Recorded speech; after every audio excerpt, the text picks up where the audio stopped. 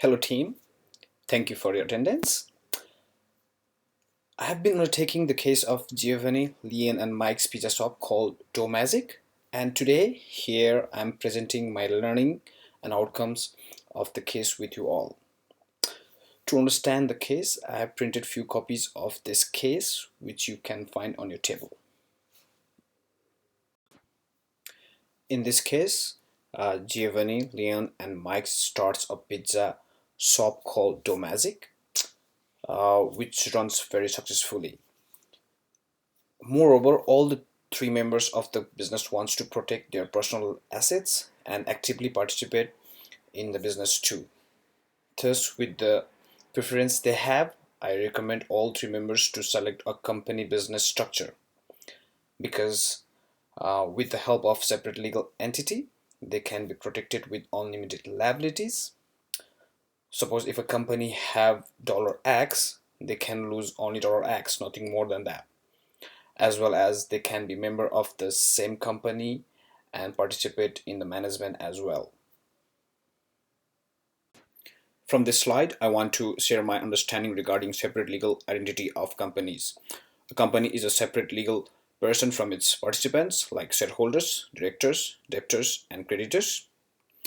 This means that the company can incur and receive obligations and hold property in its own name. For example, a company can lend or borrow money, enter into contract with its participants and with outsiders such as suppliers and customers, be the registered proprietors of land and own personal properties, be a lessee or lessor, operate a bank account and take out insurance, and act as trustees of a trust in its own right.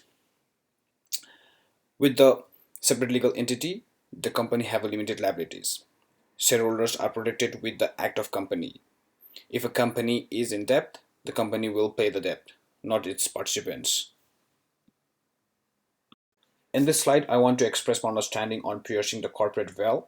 Corporate veil refers to corporate protection to participants against the act of the company. On the other hand, lifting such corporate veil is called piercing the corporate veil. It is a legal action taken by the court. It takes place due to avoiding existing legal duty and insolvent trading provisions. For the better understanding of piercing the corporate veil, I've studied a case which is called Guilford Motors Co. Limited versus Hearn. This case gives a better understanding of the corporate veil which is lifted. In conclusion, with my study and the cases that I have gone through, Dough Magic can appeal the court for piercing of the corporate veil against King of Dough because it is clearly seen that there is a breach of legal duty by the King of Dough.